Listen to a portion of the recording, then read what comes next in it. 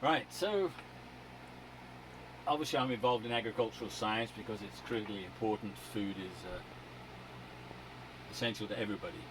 And we tend to take it for granted, and it's grown on the earth. So here is a model of the earth. It's obviously a green apple, so we'd like to return the planet to this sort of color, a green planet.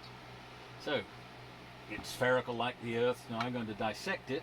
So I'm going to cut it into quarters. So 3/4 of the earth roughly is water. So that leaves the land area to be about 25%. And if possible, I would have shown you a picture of Pangaea. Supercontinent, where all 7 continents were wrapped together before continental drift separated us.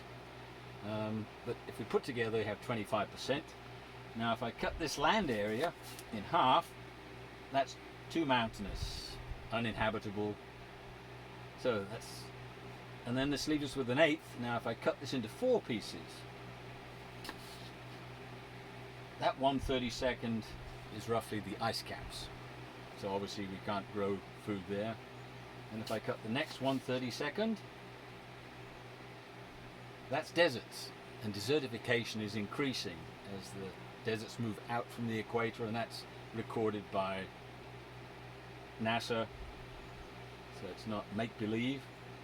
This is the saddest 1/32. This is covered by human activity.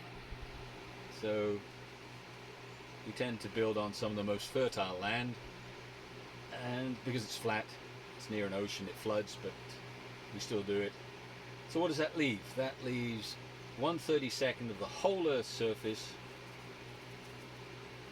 thin soil there, on which to grow food to feed everybody. And what's striking to me is that when I was born, there were 2 billion people on Earth feeding off this, and now there are about 7.5 billion. And in the lives of the students that you're teaching, that's going to increase to 9, perhaps 11 billion exponentially. So it's incredibly important that we take care of this and understand how fragile it all is. So soil is critical to our survival.